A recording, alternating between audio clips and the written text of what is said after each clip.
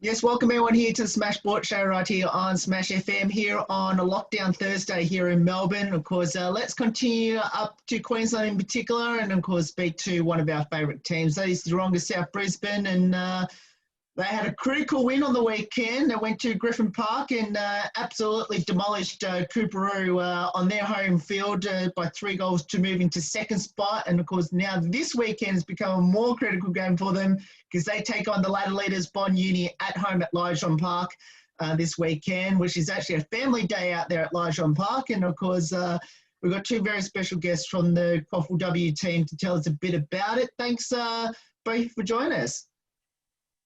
Thanks. Thanks. No worries. I'll get both of you to introduce yourselves and tell us what position both of you play on the field. So I'm Laura and I play in the forward line, so usually centre half forward and a little bit of full forward.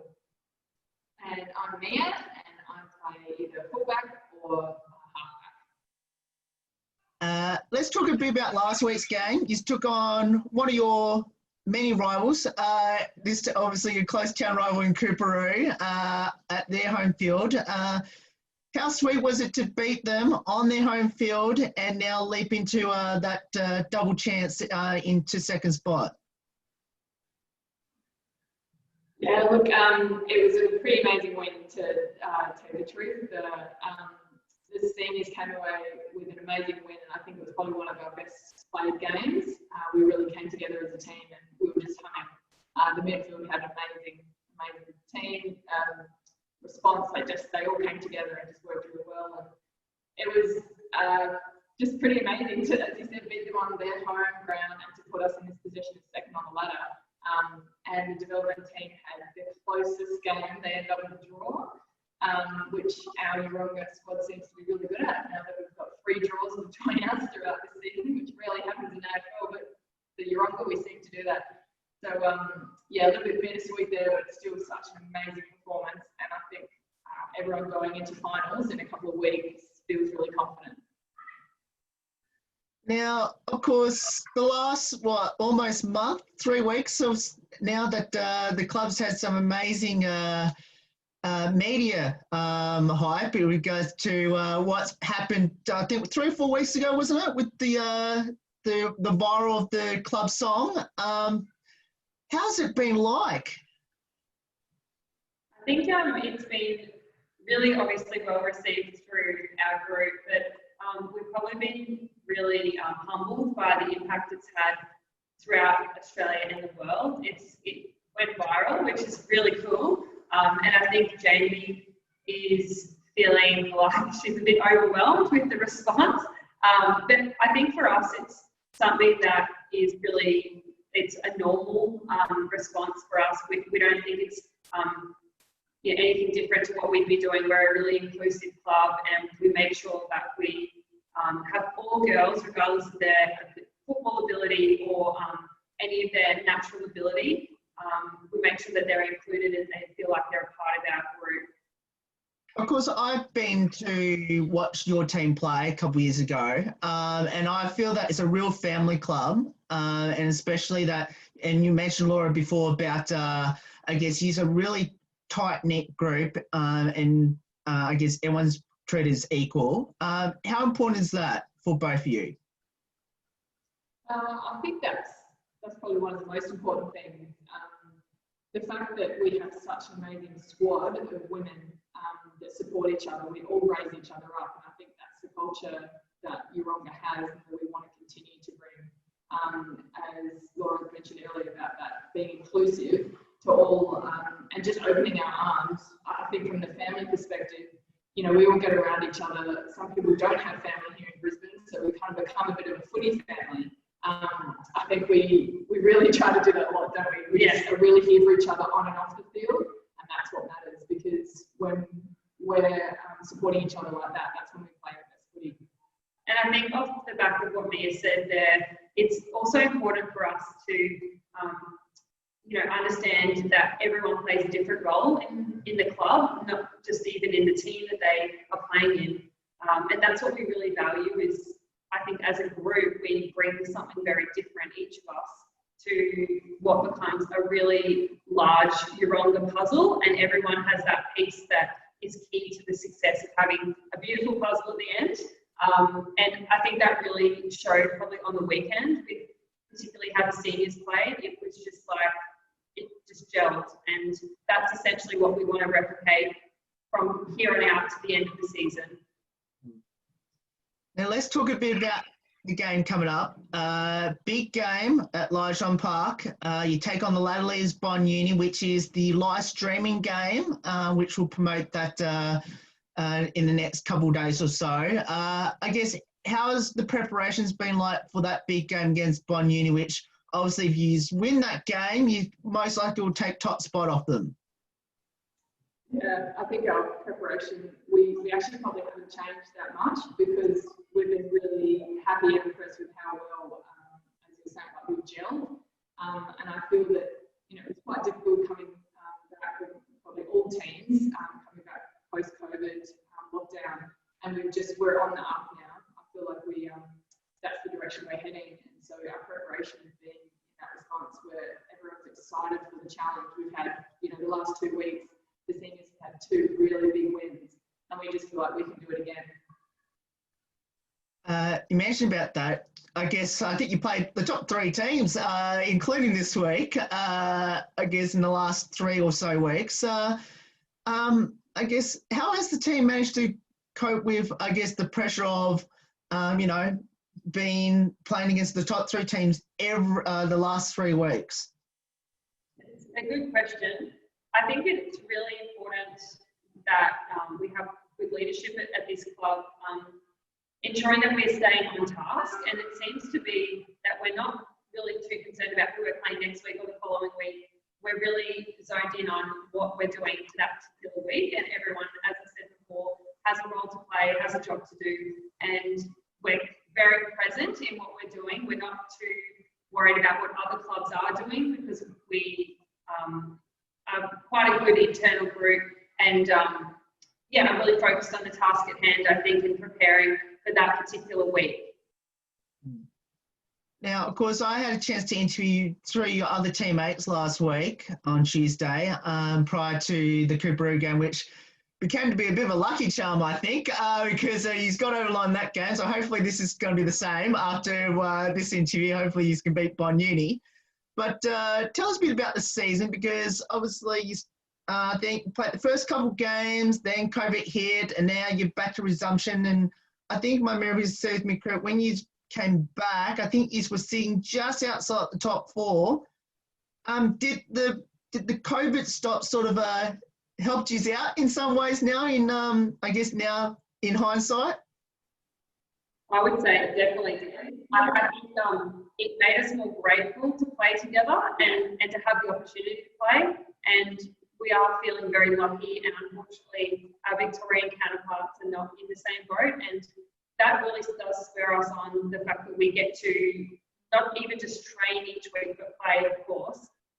And we had a lot of girls that actually almost did a second pre-season, because we were really determined to get back out and play again. And I think that also galvanised the group even more so than the pre-season camp and training that we had earlier in the year. We did a lot of bonding, but without being close to each other. So we had lots of little kind of group competitions and running competitions, and some really good banter that kind of started throughout the club, and I think that just really kept us close to each other without being physically close. Yeah, definitely. When the lockdown happened, and obviously when everything shut down with COVID, did both of you felt that you're going to be coming back at all, and obviously playing again in regards to the rest of this season, or did you feel more optimistic about what once the last game of the first time around happened? Yeah, I think personally, I almost didn't want to believe that it wouldn't go back. So I think a lot of the girls just saying to themselves, "No, we'll go back. Footy will return. We've got footy," which I think we needed that to be able to motivate us to continue the training and continue working together. So I think personally, I was positive that it was going to come back, but we didn't know in what form. We didn't know if we'd have 4 games or if they would cut the season really short. So similar to what LD was saying, just like so grateful that we've ended up with essentially a full season, moving into a final series, so that we were so excited for this season. I think even from pre-season, we knew we had an amazing group of girls here. We were just excited to show that out on the park. So with the view of that being possibly taken away because of COVID, that was the disappointing factor. But now that we're back, as I said, we're really grateful, humbled at the opportunity, and just ready to get out there. And super motivated, I think, to do well and to springboard off that lull in the season that we did have probably in the first quarter or thereabouts. So, you know, the girls just seem to have a different kind of disposition now that really we are playing everything by ear in this country. But we're so grateful, of course, that we live in Brisbane and that we, you know, can play footy. Now, tell us a bit about your coach, Aaron. He is the shortest person I know that has the most to say. But he's a great leader, and he has a fantastic presence in our group. The girls respect his coaching, but respect him as a person, and that goes a long way. I think when you, again, talking about galvanising a team, when you want to galvanise a lot of different people and bring them all together, it takes someone like that to really bring the group into that kind of frame of mind and, yeah, essentially put all the puzzle pieces together, referencing what I said before. Yeah, because I just want to add, like, exactly, he is probably one of the most positive people that I've met. And I think he really encourages us and that positive culture to be throughout our club. And, you know, to have 60, 65 different women, different girls on the park, but to be able to bring us together in a common thread. You know, how the video that went viral of us and the whole squad learning Auslan is also a testament to the support that he gives us to do those kind of things. We're in such a positive culture here, and encouraging, supportive culture, and that all stems, I feel, from Aaron.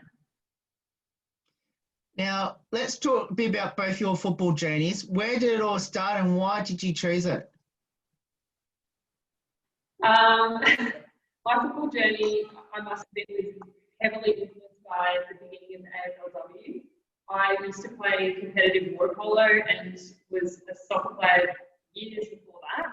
And I sort of thought about going back and playing soccer because I wasn't fit enough to play water polo anymore. But yeah, I just sort of thought, you know, like there was a couple of my friends that were doing AFL, and I just thought I'd give it a go and see how I liked it. And I've been a Queenslander my whole life, and I don't really have many relatives in Victoria, but I never got the footy thing up until I started playing it, and it's awesome. The culture, I think, around footy clubs is something I've never experienced in any other sport, and I think, you know, it is our national game for a reason, because it just brings people together so easily and seamlessly. But yeah, I've been playing now for 4 years, and I'm hoping to continue to play for, you know, many more to come. There's a girl in our team who's 42 and still playing, you know, between our sort of top and development team. And if I can be playing until that age, I'll be stoked. I don't think I will be, but I'm, you know, pushing to do something like that. Yeah. And I probably had a bit of a similar story in that I always wanted to play at AFL, and as a young girl was told that I can't, I'm not allowed. So just went into soccer. Naturally, that was the next best thing, and I was supported in that as a girl growing up. So I played soccer all my life. And my husband knew that I was always the first one to, at the park, get the football out and have a bit of a kick. And one day, after I think my third child was nearly 1, and he said, "I dare you to go out and play it." And I said, "Well, you know, it's going to mean you're going to have more time with the kids." And he said, yeah, you go do it. And I went to one training, and I came back home with the biggest smile on my face, and I was hooked. So I've only been playing for a bit over 3 years as well, and it is just the most amazing game. I think it's just soaring like in women's sport. And now my kids are playing it, and I'm really proud that my daughters are now able to play AFL and have such amazing role models to look up to. And my 4-year-old son, if we go and watch AFL, the first question he says is it boys or girls playing? Which I just think is really fantastic, that, you know, it's not just that assumption from when we grew up that boys play footy. So, yeah. And what will be some highlights of your football journey so far? For me, actually, I changed clubs a couple of years ago, and in my final year at my previous club, we actually won the QAFLW Premiership, which was really exciting, and that's like something I'm hoping to replicate at Yeronga, and this is the club that I'm staying at. There's no question about it. It's really something I think the group, when I finished at my previous club, you know, it was like solidification of a lot of hard work, and that's something that I'd really like to see our girls be gifted with, because we have worked so hard. And yeah, I'd say this year, like, I just have a really good feeling about this year and the things that we've overcome as a group. Yeah, I just have a great feeling about it. I look at the first year I only started halfway through the year, just because of family and kids and things, but that year I'd only played half the year, and the development team and the senior team were both in the grand final, and that's the year the senior team won, and we lost the grand final against Bond. And look, even though you might think, oh, that's probably one of the lowest times just to play in that grand final, and I think that was probably one of the other moments that hooked me to see how much of the team we came together, and exactly what you're saying. Like, I just want to replicate that this year, because we worked so hard, and I'm so excited to potentially get to that position again. So yeah, there's probably just a lot of little highlights, but just I think this year so far, this year has been a bit of a highlight. Yeah, it has actually. I was going to say. Yeah, like we haven't even got to the end of it, and I think we've talked about the struggles that a lot of other places have been going through, and they're not even able to continue their season. But for us to be able to come back and play the way we are, and the girls that we've got, they're such an amazing group of girls. So I think that's a highlight in itself. Now, what does the sport of football mean to both of you, and especially being at Yeronga Sth Brisbane? I think we've probably both almost summed this up in a way, but just community and having a community of all different kinds of people coming together for one common purpose. And I suppose that, you know, that word community, it does get thrown around a lot, particularly with AFL, but it's there for a reason. And I think there's no club that encapsulates that better than Yeronga Sth Brisbane. And we're very, very lucky. We're in a beautiful location here and very close to the city. So, you know, we've got a lot of good opportunities, and our ground is fantastic to play on. So, yeah, like, it just kind of brings a lot of different things together when you've got an amazing ground, an amazing group of people, and like the community around that, that everyone just really lifts each other up. I think that's what football is to me, that community feel. For everyone that should get down to Leyshon Park on Saturday and watch the team in action, I think it's a family day as well on that same day. And obviously, I think you just had a upgrade of the club rooms as well, just recently as well. I think it was open. I think it's the bar. I can't remember exactly off the top of my head. Tell us how can people get down to Leyshon Park this weekend? Yeah, well, look, the junior club, which is an amazing junior football club, they're putting on this family fun day. And you know, we've gone across the board with our COVID safe plans, but we've got like food trucks, and we've got laser tag for the kids. There's a couple of junior games happening as curtain raisers to the women. And we've also got Pride Round this week. So we're going to be wearing our rainbow jerseys, which we're really excited about. You know, we've got the opening of the new Yeronga bar, which has been built specifically, so that there's a wetting of the bar, I guess you could say. Yeah. We have so many things. We've got Natty Sargent's 100th game, and she means a lot women's football to Yeronga. So we're going to be celebrating her. So there's quite a few things to tick off, but come on down. It's going to be an amazing family down there. The juniors, so well organised, have everything set out so that all families can enjoy on the grass. Now let's finish off quickly with a couple some light-hearted questions about your teammates. Firstly, who's the comedian in the team? I'd have to say Clancy. Yeah, Clancy. Clancy. And also with a name like that, you have to be funny. And she is. She lives up to her name. Yeah. Best singer and dancer in the team? Did you say the best dancer or? Yes. No, yeah, best.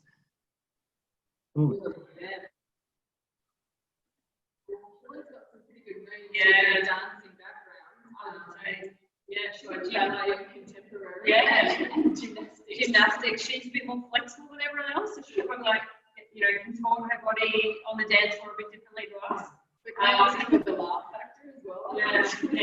There's a few good ones, but I would say Killer definitely takes that top on. Now, during isolation, did you do any challenges, and what was the funniest one? Well, we did do a challenge. We were all put into groups, and it was a kilometre challenge. So whichever team ran the most kilometres, and you had to track them all and upload them, and pretty much keep a tally. So there weren't any funny ones as such, but just a lot of banter that went on in between groups to try and gain more kilometres.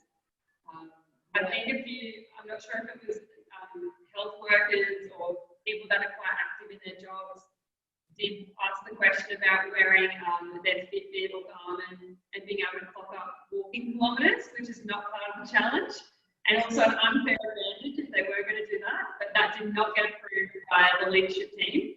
But that's the video. Yeah, the COVID video, we did it really yes, that was probably, that was the funny part. Yeah, we did a pretty cool video that was kind of doing the rounds a little bit on social media, but it's basically where you handball out of frame into another teammate's frame. So yes. We're together. Yeah. Yes.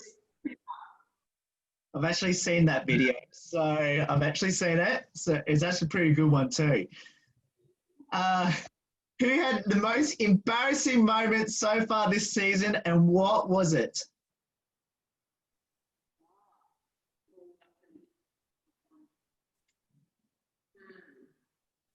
I actually was going to say maybe Batesy and Bromo running into one another. It wasn't great, but that was I think they were both laughing about it after. But Bromo came off second best and had a big black eye, so that wasn't great. I think one of our most, it's not going to be embarrassing, but I think one of our funniest / supportive moments is yet to come, which is going to be Rachel.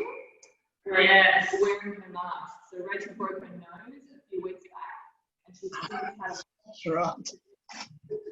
and she's down there for laughs anyway, so I don't think you'll mind us saying it. But she looks, you wouldn't want to be, I'm glad she's on our team, I should say.